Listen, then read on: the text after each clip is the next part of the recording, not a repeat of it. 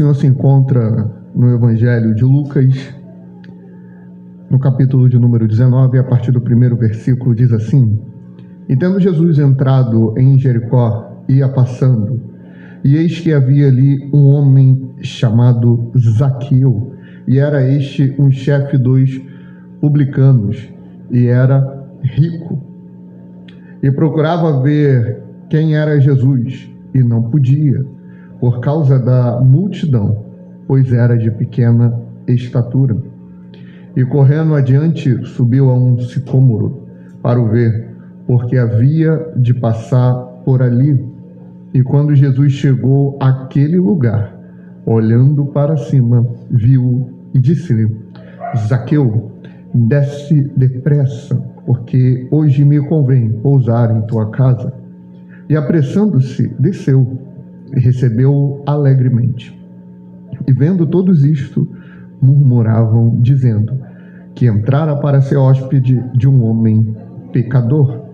E levantando-se Zaqueu, disse ao Senhor: Senhor, eis que eu dou aos pobres metade dos meus bens, e se em alguma coisa tenho defraudado alguém, o restituo quadruplicado.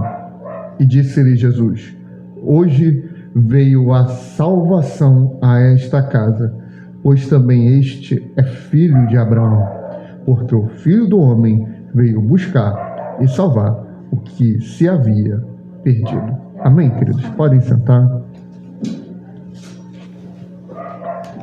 Palavra do Senhor, viva, poderosa e única. Palavra essa que tem o poder de penetrar no mais profundo ser da tua alma, da tua vida. Toda a Bíblia é inspirada por Deus, amém? Toda ela tem ensinamentos poderosos e únicos. E esse não fica para trás. Jesus, ele estava no momento final da sua vida aqui na terra. No capítulo 18, vocês vão ver ali pelo final, que ele já anuncia de novo a sua morte. Jesus, ele estava para chegar no ápice, no seu momento de mais glória aqui na terra. O momento de glória de Jesus, ou um dos momentos de glória de Jesus, foi ele crucificado. Ali ele abriu o caminho, ele clareou o caminho para que chegássemos até a Deus. Deus estava aqui, o reino dos céus estava aqui, o homem pecador estava aqui. Ele precisou pavimentar uma ponte para que saíssemos daqui e chegássemos aqui. E essa ponte é a sua cruz, banhada de sangue. Só assim eu e você tivemos acesso ao Pai. Não à toa Jesus diz: eu sou o caminho, eu sou a verdade e eu sou a vida. E ele não fala ninguém vai, porque vai pressupõe apenas que ele aponta. Ele fala ninguém vem ao Pai. Ou seja, nós temos que passar por Jesus para encontrar Deus. Temos que passar pela obra de Jesus. Temos que passar pela remissão de Jesus para encontrar o Pai. Jesus, ele já tinha avisado que ele morreria. Ele já vinha avisando. Mas isso não impedia dele fazer coisas extraordinárias no caminho. Coisa extraordinária essa que, igual lá em João 4, quando a Bíblia vai falar assim, era necessário que Jesus passasse por Samaria. A gente olha a geografia, não era necessariamente necessário, se me permitem a redundância, que Jesus passasse por ali. Os judeus não gostavam de passar por ali. Por quê? Porque iam encontrar samaritanos, era a terra de Samaria, e os judeus tinham uma rixa, o próprio texto vai mencionar isso. Eles preferiam andar mais, mas dar a volta em Samaria para chegar até o seu destino. Mas quando a Bíblia diz que era necessário que ele passasse, não é geograficamente, é por conta do propósito e da obra que ele tinha bem ali. Nós tivemos um propósito específico quando tivemos um templo lá em Irajá. Foi necessário. Por quê? Eu não sei. Deus o sabe. O nosso período aqui foi necessário. Por quê? Eu não sei. Deus o sabe. Até o momento de sairmos e irmos para outro lugar, será necessário. Por quê? Não sei. É só uma questão de espaço? Não. A igreja não se limita a espaço. Eu estou me policiando para falar quando a gente vai visitar o imóvel, né? Às vezes eu falo assim, até falei com a Ana hoje, não foi? A gente vai lá na igreja. Não, não é na igreja. A gente vai no imóvel onde a igreja estará. Por quê? O imóvel, as paredes não são a igreja. A igreja é onde o Espírito Santo habita, que é no meio do povo de Deus. Amém? Isso é importante entendermos, porque quando a grande tribulação chegar, se for nesta geração, se for para você que está me ouvindo, se for para mim, nós temos que entender que seremos igreja enquanto estivermos sendo perseguidos, mesmo não tendo um imóvel, não tendo aparelhos, não tendo som, porque a igreja ela se move pelo Espírito, a igreja não se move pelo que ela tem. Dessa mesma forma que foi necessário Jesus passar por Samaria, é necessário a igreja fazer esses movimentos, também foi necessário que Jesus passasse em Jericó. Porque ali em Jericó tinha um grande homem. Porque ali em Jericó tinha um grande personagem. Grande aos olhos dos homens. Não tinha ali um publicano. O publicano é um cobrador de impostos também. Não tinha um publicano. Jesus ele já tinha feito a maior das atrocidades do ponto de vista dos judeus. Na realidade, Jesus para os judeus só fez atrocidade. Jesus para os judeus só fez loucuras. Uma delas, curar um leproso. Aquilo era impensável. Outra, sentar e perdoar uma prostituta, uma adúltera que seja, João 8. Ele fez coisas impensáveis. Impensáveis aos olhos do homem, mas sempre na direção do seu Pai. Jesus sempre agiu debaixo de obediência. E uma das grandes loucuras não foi ele trocar uma ideia, conversar, resenhar, ter ali um diálogo com um publicano, com um cobrador de impostos. Ele foi além. Ele olha nos olhos dele, Mateus 9:9, e fala assim: segue-me. Levi, Mateus, segue-me. Essa foi uma das maiores loucuras. E no mesmo grupo, olha como Jesus faz, irmãos. É por isso que ninguém deve ser descartado por conta de suas origens. Existia uma facção para os judeus chamada de zelotes. São 4 facções, ou partidos, melhor falar partido, né? Arrumo menos problema por aqui. Tinha 4 partidos mais dominantes. O primeiro, vocês já cansaram de ouvir falar, fariseus. O segundo, saduceus. O terceiro, essênios. Esse a Bíblia não relata o nome, mas ela relata alguns costumes. E o quarto, os zelotes. Os zelotes eram um partido que lutava e era a resistência contra Roma. E tudo que vinha de Roma eles abominavam e queriam tomar o reino de Israel novamente à força, pela espada. E o publicano, o cobrador de impostos, geralmente ele era judeu. Se ele era judeu e estava cobrando impostos do seu povo, o povo considerava ele como um traidor. Para o zelote, o publicano era pior do que o romano. Ele odiava Jesus no mesmo grupo, Simão, o zelote, Mateus, o publicano. Só que Zaqueu não era um publicano. Vem comigo, olha o verso 2. Eis que havia ali um homem chamado Zaqueu, e era este chefe dos publicanos, e era rico. Foi um nível acima, como diz o outro patamar. Ele chamou Zaqueu, ele teve um contato com o chefe dos publicanos. Só que, como eu disse, Zaqueu diante dos homens ele era grande, mas a sua realidade era muito pequena, sem querer fazer referência. Zaqueu era muito pequeno, ele não conseguia no meio da multidão ver Jesus. Lembra quando você tem o cego Bartimeu? que não conseguia alcançar Jesus porque a multidão apertava e oprimia. Você lembra da mulher do fluxo de sangue que não conseguia alcançar Jesus porque a multidão estava ali apertando, oprimindo Jesus, e ela era pisoteada pela multidão, e ela só pelo ato de fé toca nas suas vestes. Você lembra disso? Não era fácil ver Jesus, não era fácil chamar a atenção de Jesus, mas Zaqueu muito provavelmente estava passando por um processo de conversão, por um processo de convencimento, entendendo que Jesus não era um homem, Jesus ele não era um profeta, Jesus era um Messias, muito mais do que um Messias, ele era Deus na terra, Deus no meio dos homens.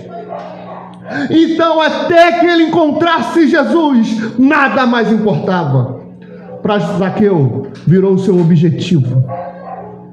Para Zaqueu, virou uma obsessão. Ele tinha recursos, ele tinha homens, ele tinha empregados, ele devia ter escravos, ele tinha tudo à sua disposição, mas ele não usou desses subterfúgios, ele foi pela sua própria força fraca. Isso me faz lembrar lá de Hebreus 11, quando o autor aos Hebreus ele está relatando a galeria dos heróis da fé. E lá pelo verso 32, ele começa a narrar, e houve tantos homens, Baruque, e ele começa a citar um montão, muitos e muitos e muitos. E ele fala assim, da fraqueza, esses homens, eles tiraram força. Da pequenez dele, da humildade deles, da limitação deles, eles tiraram força. Isso me faz lembrar o texto, o versículo bíblico, que é a inspiração do louvor que nós cantamos, Sua Graça Me Basta, que está lá em 2 Coríntios 12, 7, que o apóstolo Paulo ele está numa agonia, ele está se sentindo fraco, ele está numa batalha contra um homem, um espírito imundo, não sabemos, que vai até ele, que bate nele, e ele está agoniado com aquilo, e uma revelação da parte do Espírito Santo vem até ele: Paulo, se acalma, porque a minha graça ela te basta, e o meu poder se aperfeiçoa na fraqueza. Paulo, a minha graça te basta, tu é fraco, tu é pequeno, tu não tem possibilidades físicas tangíveis para me alcançar, mas te esforça.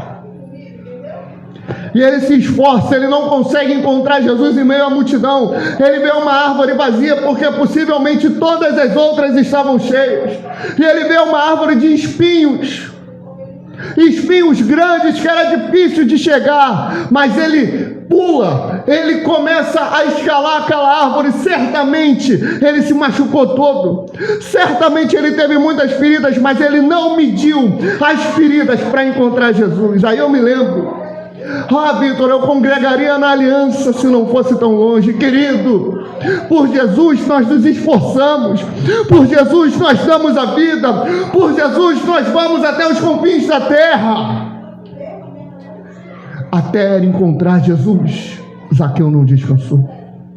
Ele não conseguiu vencer a multidão, ele não conseguiu vencer as pessoas por sua baixa estatura e pela quantidade de gente que tinha ali. Ele vê uma única árvore que estava vazia, é ali mesmo. Eu não vou ter outra chance. Eu não sei se Zaqueu já estava ciente que Jesus iria morrer. Possivelmente não estava. Mas ele fala: eu não posso perder essa oportunidade, eu não posso perder esse momento. Quarta-feira, quando a gente vem para o culto, a gente não pode perder. Quando a gente acorda e olha para a nossa Bíblia, eu não posso perder a oportunidade de lê-la, eu não posso perder a oportunidade de orar. Eu preciso me esforçar. Eu não entendo, eu não gosto de ler, eu não gosto de orar, eu estou com preguiça de ir no culto. Esforça-te, tenha bom ânimo, não se pasme nem se espante pelo caminho, porque eu sou contigo. Mas se esforce, caminhe, se dedique, tenha um esforço. Zaqueu venceu o seu desafio, Zaqueu venceu a sua pequena estatura, e ele foi além. E correndo, verso 4, adiante subiu a um sicômoro para o ver, porque havia de passar por ali. E quando Jesus chegou àquele lugar, olhando para cima, viu e disse-lhe: Zaqueu, desce depressa, porque me convém, Zaqueu, pousar em tua casa. Maravilhoso. Zaqueu chamou a atenção de Cristo pelo seu esforço. Tinha recursos, não usou. Se esforçou dentro das suas limitações e venceu e conseguiu encontrar Jesus. Jesus manda ele descer. Ele desce rápido, queridos. Ou ele pulou se arriscando, ou ele desceu sem tomar cuidado pela árvore. Nas duas, ele se machucou. Para ir no culto uma vez na semana, é na Pavuna. É difícil, é longe. Quantas vezes saíamos quarta, sexta e domingo do Santo Cristo para ir para Irajá? De carro, ficávamos 1, 2 horas no trânsito, lembra? Mas a gente... Oi? Domingo de manhã e à noite. O esforço que era, mas a gente ansiava. Quando chegava a terça-feira, amanhã tem culto. Quando chegava a quarta, hoje tem culto. Aí chegava a quinta, era um misto de sentimento. Era triste porque acabou o culto de quarta, mas era alegria porque o dia seguinte tinha culto. Chegava no sábado, a mesma coisa, acabou ontem, mas amanhã tem, e amanhã tem porção dobrada. E a gente ia e glorificava a Deus. Hoje, 2 vezesinhas na semana, por enquanto. Deixa aí para o imóvel. 2 vezesinhas na semana. Aí, coloca um monte de dificuldade, queridos. Nós precisamos nos esforçar até encontrar Jesus. E eu estou falando de ir no culto. Porque agora eu vou te falar o que esse homem, o que esse baixinho aqui fez.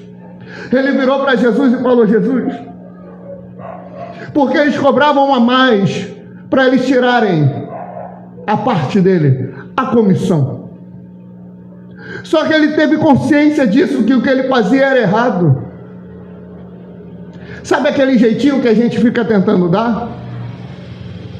Fica tentando dar um jeitinho na luz, tentando dar um jeitinho na água, fica tentando dar um jeitinho na internet, essas coisas. Não dá nada não. A gente chama isso de jeitinho brasileiro, né? A Bíblia chama de pecado. A gente fica tentando dar esse jeitinho, esse jeitinho, esse jeitinho. Zaqueu entendeu que esse pouquinho que ele ia tirando, um pouquinho de cada um, era um enriquecimento ilícito. Ele vira e fala: Jesus, tudo que eu tenho, eu vou pegar metade e eu vou dar para os pobres. Jesus mandou ele fazer alguma coisa? Foi o poder do Espírito convencendo aquele homem. Eu vou pegar tudo que eu tenho, metade eu vou dar para os pobres. O que sobrar, eu vou pegar de quem eu defraudei e vou restituir 4 vezes mais. Queridos, questão de matemática, Zaqueu ele continuou rico? É claro que não. Ele só enriqueceu porque roubou. E ele restituiu 4 vezes mais do que roubou, sendo que a outra metade ele deu para os pobres. Ele, no mínimo, teve um grande prejuízo financeiro aqui na terra, mas ele ganhou o reino dos céus. Ele ganhou o reino. Por isso, querido, não coloque empecilhos para buscar a Jesus. Se esforce o máximo até encontrar Jesus. É por isso que no meu ministério, pessoalmente falando, e falando do nosso ministério como igreja, eu estou fazendo uma virada. Eu me preocupo com as vidas. Eu me preocupo com as almas. Só que eu estou indo para um nível de preocupação que eu estou insistindo muito para que as vidas busquem a Jesus, que se esforcem, e nos colocamos à disposição. Aí eu me lembro aquele lá, que falava: se quer Jesus, venha. Talvez um pouco rígido demais, mas sem uma essência aí. Vamos encontrar um equilíbrio, porque aqueles que querem encontrar Jesus podem morar na Pavuna, podem morar em Niterói, eles viram. Hoje tem uma igreja que nós temos uma comunhão muito grande, que é a igreja de Maricá. Quase todo mês eu estou lá pregando. O casal dono do imóvel onde está a igreja de Maricá, eles moram em Maricá. E sabe onde congregavam? Em São Gonçalo. Quase congregaram em Irajá. Não congregaram, não foi por causa de distância, mas foi por causa de escândalo. Vocês sabem de quem? Sabe por quê? Para eles, nada importava até encontrar Jesus. Nada importava. Zaqueu, ele não se contentou em encontrar Jesus fisicamente. Ele quis encontrar aqui. Ele quis que Jesus entrasse aqui. Mas ainda tinha a barreira da avareza, o amor ao dinheiro. Ele identificou qual era a barreira. Ele tirou e jogou fora, até que Jesus fizesse morada. Vá até o limite. Vá até o extremo. Não dê descanso aos teus olhos até encontrar Jesus. Não permita que o dinheiro te segue. Não permita que os prazeres desse mundo aqui te seguem até encontrar Jesus. Amém? Vamos ficar de pé. Vou até entrar no mapa, mas não parece não.